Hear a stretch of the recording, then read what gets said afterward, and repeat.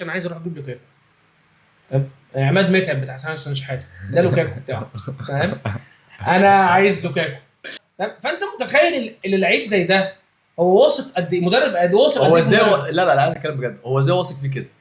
ازاي ده المدرب الوحيد تقريبا اللي في العالم اللي واثق في لوكاكو كده؟ هو واثق فيه، هو بيعرف يشغله. والله ما بهزرش، هي موضوع عامل نفسي اكتر منه، هو واثق فيه. انت لما تشوف بعد نهايه الماتش ولوكاكو ازاي بيحضن كونتي، ده ابوه، انا ده كنت عايز حضن اتكلم على ابوي، دي. ده حضن ابوي، ده مش حضن مدرب ولا حضن واحد مكتشفه. لوكاكو بعد الحوارات اللي عملها وراح لتشيلسي وبعد كده قال لك اصل انا بحب انتر، والدوامه اللي هو دخل فيها محدش كان هيروح يشتريه روما اصلا ولا يجيبه تاني. مش عارف ايه، ولا هروح اليوفي ومش عارف، بيعمل نوش.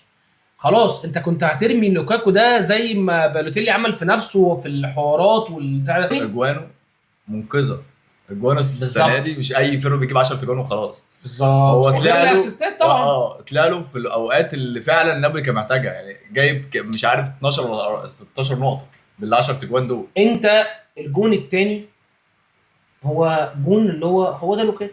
انا عايز واحد هربي له الكوره مرفوعه هوا، خبط ورزع انا وبتاع عايز في ظهر هربي الكوره المدافعين. مرفوعه هوا، بالونه هناك مع خط 18 نزلك في نص الملعب، تعمل حركه ايفونا لما عملها مع الزمالك، زق يمين زق شمال، والواد الصراحه اخر مدافع احلى مسا عليك عداو. عدي يا عم بالظبط. فانت بتتكلم اللي هو هي دي السهوله بتاعت لوكاكو، هو ده اللي واثق فيه كونتي. انا عارف الدوري الايطالي بيتلعب ازاي، وعارف المهاجم بتاعي هيجيب لي هيجيب جول الجون ازاي. ازاي.